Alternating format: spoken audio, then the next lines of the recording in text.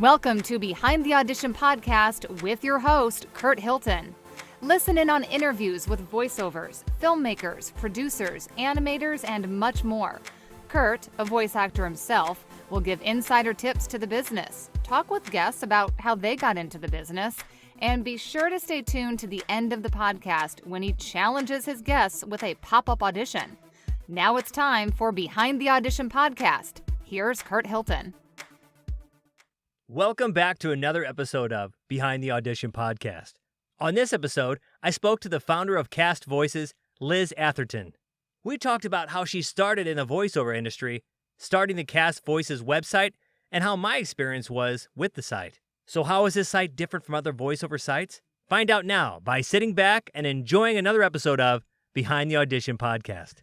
So welcome to the show, the one, the only, one of my new favorites to listen to on all the other podcasts. I follow on LinkedIn, and the founder and CEO of Cast Voices, Liz Atherton. How are you doing?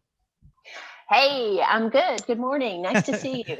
Good to see you. I'm so excited to talk to you because I recently just signed up for Cast Voices, and I'm finding it as I just signed up, and I actually had an audition sent to me. Was the last week, and I looked at it, and I'm finding it to be a very, very cool site. So I guess starting things off, how did you get into this industry and create this wonderful website? Oh God, that's a whole long story. Let's see. I got into the industry as an embryo. I was singing in my dad. I guess he wasn't the embryo carrier, but anyway. See, here we go. It's all right. It's all right. That's why it's so fun. Yeah. So in a professional sense, I was working in high tech. I was in finance with high tech. I moved from that to development. So I ran the numbers on people creating things. And along that way, I decided the really smart thing to do would be able to start a talent agency. Do you see the tongue in cheekness there?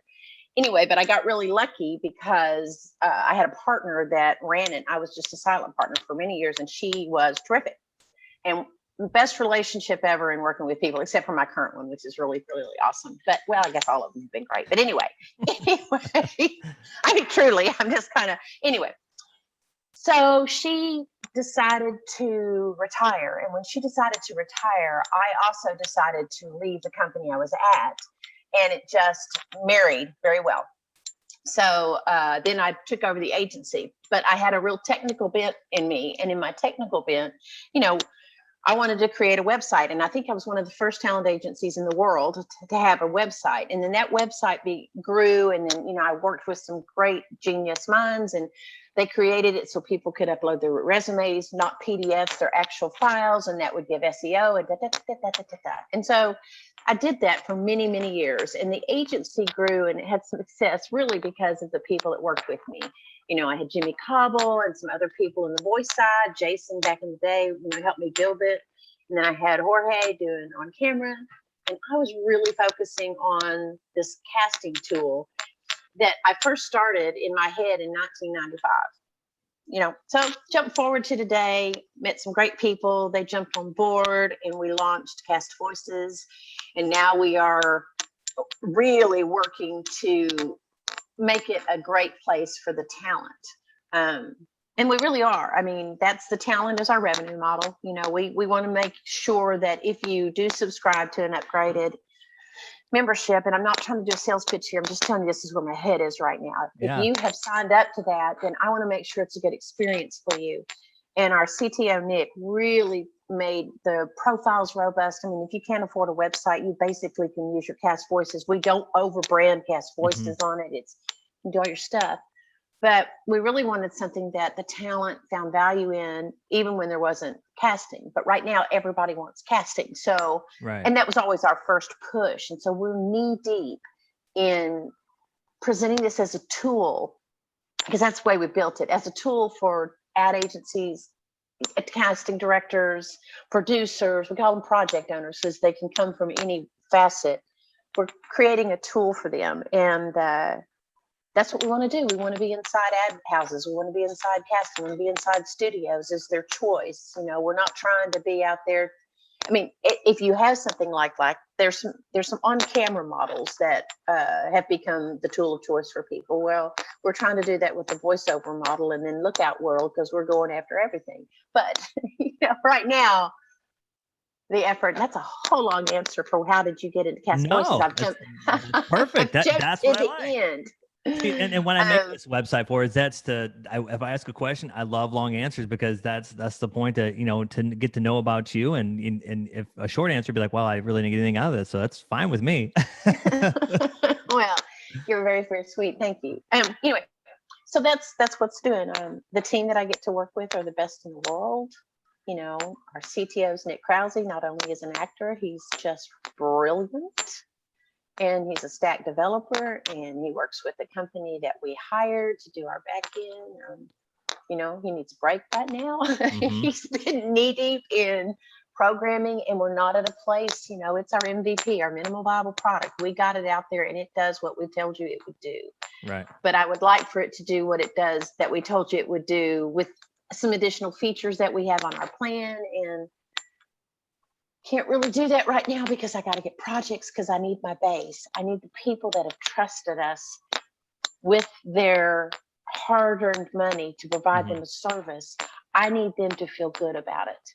And absolutely, my friends and my partners and everybody are always reminding me, Liz, it's been 60 days. And I'm like, I don't care. I don't care if it's been 6 minutes. It's just, it is healthily consuming me right now. So we've got some plans in place. We've got some good news along the way. We just have to see it actually happen. And when we see it actually happen, then we can go, we can go try to get people on the platform, which we've done none of that. We had an Indiegogo fundraise, and that's it. We've done nothing to say, hey, come join Cast Voices. So that I really feel like the people that have joined us at this juncture are people who support me, people who support entrepreneurs, people who understand that newness to become established takes time. Right. And now I sound like I'm giving you the pitch. And no. See, I think I am. No, you're not, because I found out about you through LinkedIn. I've heard of you, and I've heard you on other podcasts, and I think what you're doing is perfect, because you can, like you said, sell it to other people, and it sounds kind of like, I don't know, but. And I know one thing you hate is calling those other sites pay to plays. I remember hearing that one time, but it's a great casting site that you offer, and I think it's great, and I love the platform, and that's why I wanted to have you on here to tell others that listen to my show to check it out, because it is a really good platform. We all know about the other sites that you can go to. Yeah, pay to play. I know you don't like the word, but let me tell you, listen, I have a new fondness in my heart for anybody that takes on a software development challenge. And some choices I made at the beginning, while they're still the right choice, are interesting. For example, we chose, we're going to go into on camera and below the line. For if you don't know what below the line is, that's the groups and the crew and the directors and everybody that work on film and or voiceover, anything. They're those people, and they're the heart and pulse as well. Anyway, voiceover. I knew voiceover was the most discerning. I'm going to take my earring off. I'm sorry. It's starting to be just posh here, but it's clicking against the mic and it's driving me crazy. So I'm going to be I'm a one earrings girl. No, today. Like I said, no judgment. It's a new style. Okay. You never know. You might start a new style. Well, I fully expect it. Anyway. Anyway. So I knew voiceover. One, you're computer savvy. You have to be. You live on your computer. We really only put the money into the laptop version right now because it's an MVP. So we knew that voiceover are in front of their laptop. And yes, they're going to occasionally check their email. They're out at dinner or whatever. They get a ping. You have an audition. They're going to want to look at it and maybe jump in and do it, which I would highly not recommend. Get in front of your real mic, but they. I knew that they had a laptop, and I knew that how we were going to have to fund this thing, and so that made sense. I feel like they're my tribe. I feel like I am part of the voiceover community as a partner in voiceover. And so I felt like I would have some support. And here we are. Right. The plus side of discerning is that we easily, with the help of our constituency, find bugs. Right. You know, you're going to have bugs. It's software. It's millions of line. We paid a lot of money to a lot of high-powered software developers to help us get this right. So, right. But it's also going to have bugs because it's an enterprise platform. It is very involved.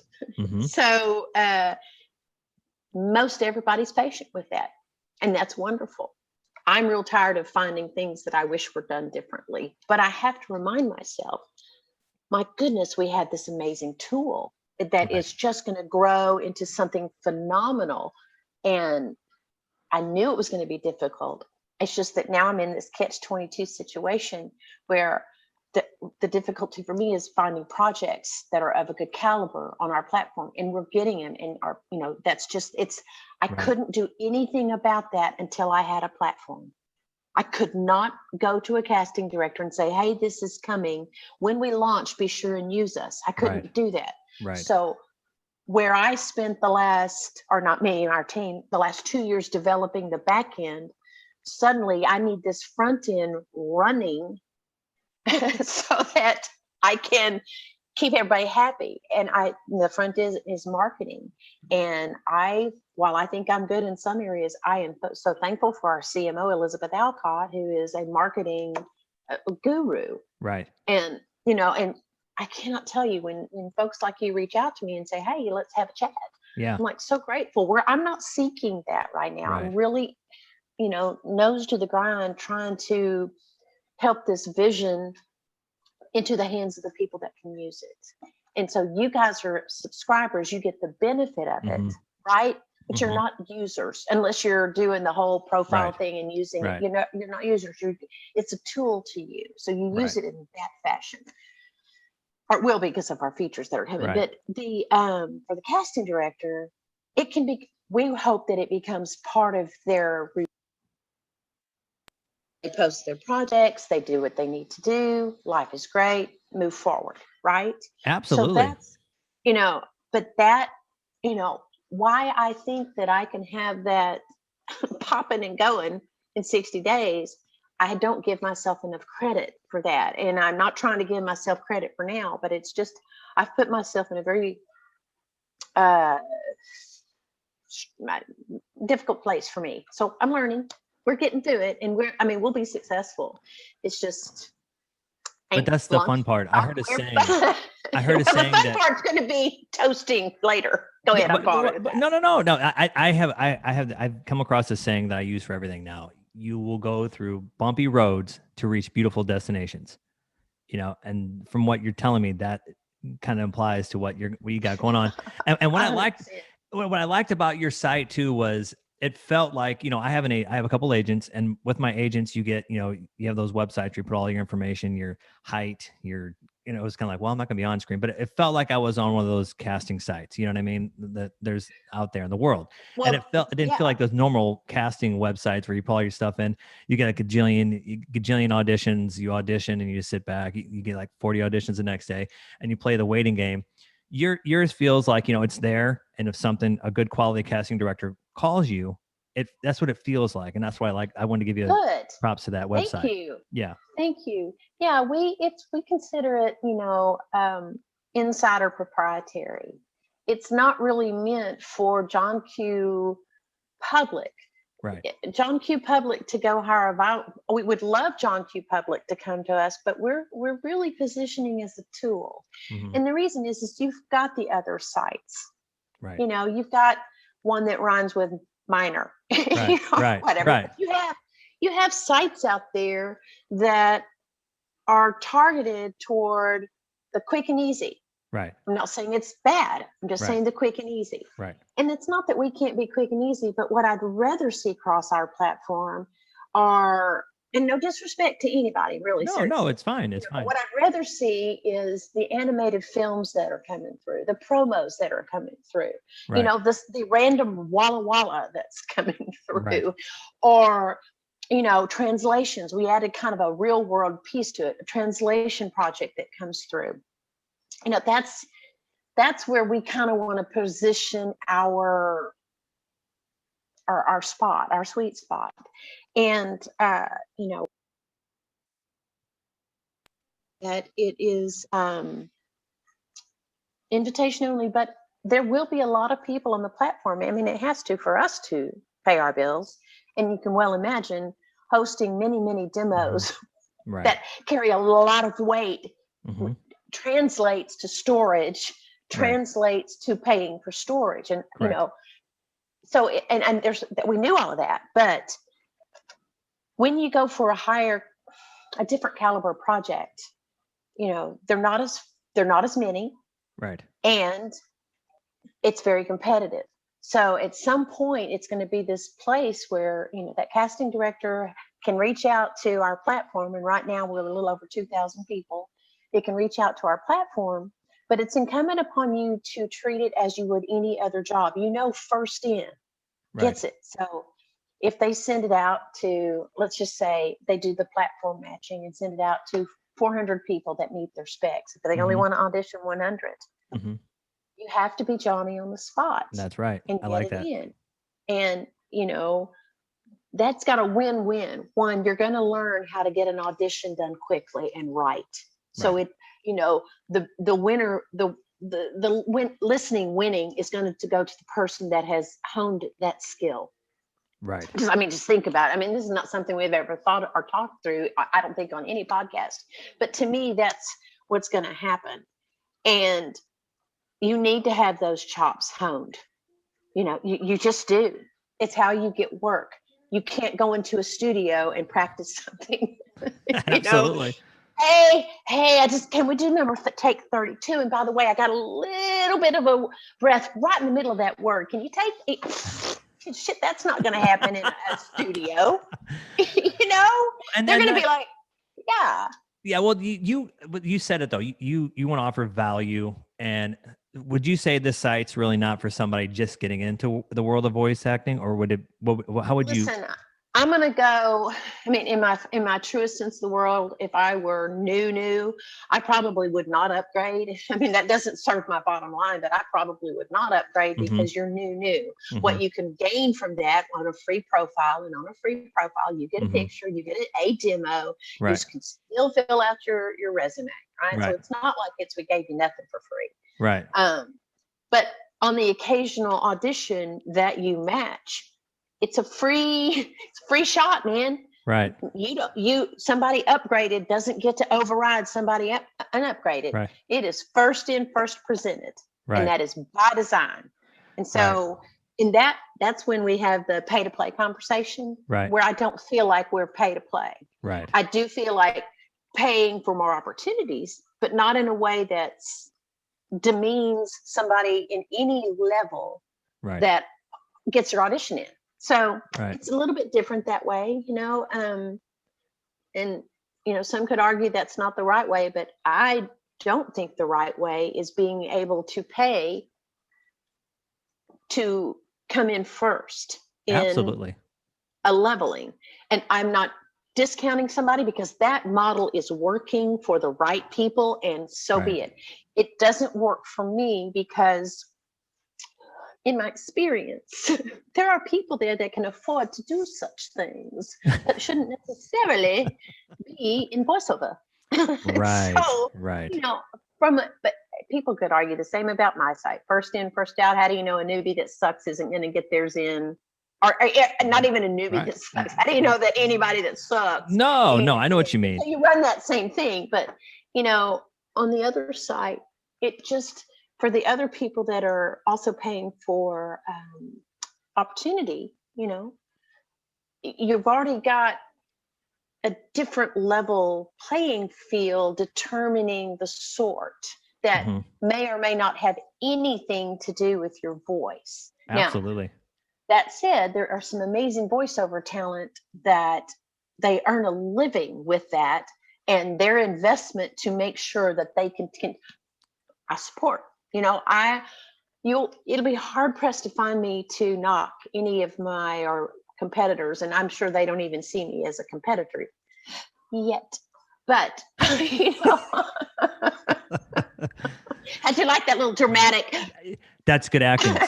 You have experience, and you worked with a lot of great people. And that's why I think it's important, value and experience. And you brought up the work before the show. We talked about Clubhouse. I have not stepped into that realm of Clubhouse yet. I've heard it's kind of like everything else. It kind of pulls you in. I'm skeptical of it. I mean, I'm just being honest. I would like to try it, but so the world of social media, Clubhouse, TikTok, Twitter, this industry is so good to each other. We back each other up. We root for each other.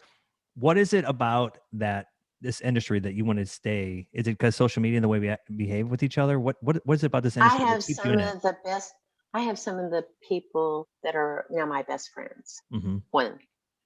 And we all have a genuine mutual respect for whatever anyone does within our work world, but we're also friends. And so that's a real draw to me. But if I even didn't have friends, I feel comfortable in my skin. I feel like the skill set that I have, combined with my empathy, combined with my intuition, and my genuine love for people, I feel like I'm in a tribe that oftentimes feels the same way.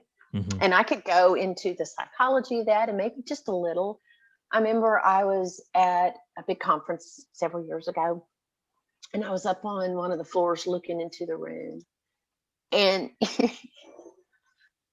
hands down, the most, maybe except for Comic-Con, the most interesting set of people visiting, hugging, talking, rich, poor, skinny, fat, more attractive, not as more attractive, and I felt like as myself, and they're not, and I hope I wouldn't offend anybody by saying that, but I was like, oh my God, we're the club of misfits.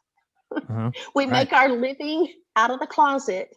And so when we come out of the closet, it can mean all sorts of things, like just going to get dinner, or it can mean I have, a wide love life, whatever. So, I just feel like I fit right in. That's awesome. That's awesome. I don't know if that answers your question. No, it's because there's sometimes, I'll ask myself, you know what? To build my business, my brand and everything, I've probably put more hours in 1 week than I ever did working for corporate America. You know what I mean? And I have no regrets about it one bit because it's my passion. I wake up and I run a DJ business, and I DJ, a couple times a month. Two things I love to do, but it's the voice acting part that, it gives me that drive because it's a place where I can step out the box, open my brain to a new world of just fun. It's not the same thing if it doesn't feel repetitive. Well, it's performance. It's feeding your joy. It's you are in control of what comes out of your mouth. You're in control of what you choose to use your voice for. I mean, and then when you're in that, it is expected that you bring out your creativity freak. So, it just, and why wouldn't it be awesome? I know that there's times it becomes tedious. I know some of this work, especially the TTL and, what is it? Text to speech. TTS. I don't want to get into that conversation. Oh, the AI. It's okay. Well, that's a whole nother thing, but yeah, I look at that as, I guess I'm going to get into it, but just briefly, I look at that as how I think if I were still agenting, I would look at that. Yeah. And I think that the contracts have to be iron friggin' clad so that someone doesn't take your voice and give it to someone else who now has an upgraded version of AI and can add emotion and all that stuff. Right. And now you're suddenly the voice of products and they recognize you, and that keeps you from getting hired for other projects. So now you're in a conflict situation. Right. And that's what I think of when I think of AI. I have always said, as an agent and as me, not an agent today, the beautiful thing about voiceover is that you can be 20 completely different characters, and you should document those characters, and you should enhance those characters, and they should have names and what they wore to school that day or wherever. Right. And if you want to audition with character 1 for Coffee Company 1 and you book it, and character 3 for Coffee Company 2 and you book it, and 1 and 3 have no resemblance, That's Right. the beauty of voiceover.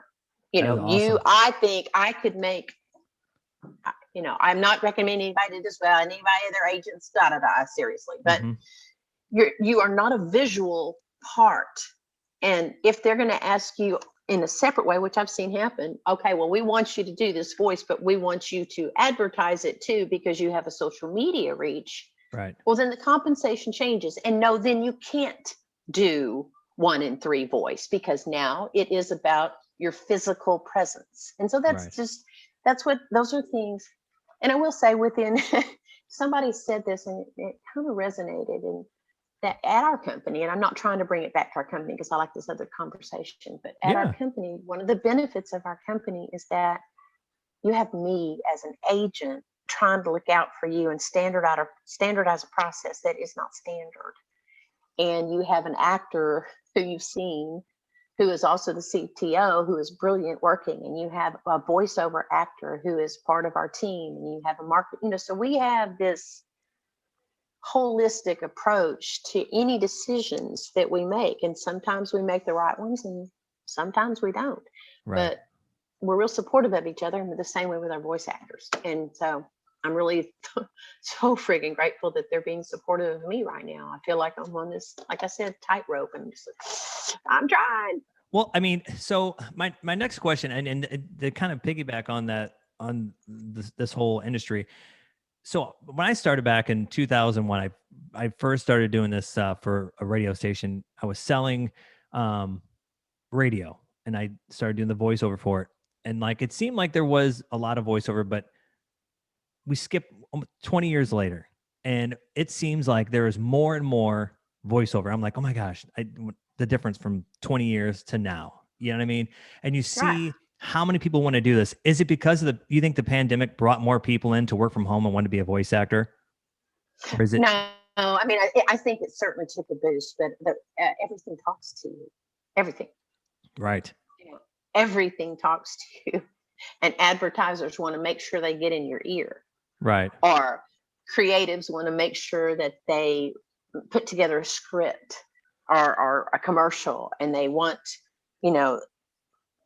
they do a lot of visual, but they sometimes need to explain the visual. Right. Step in voiceover.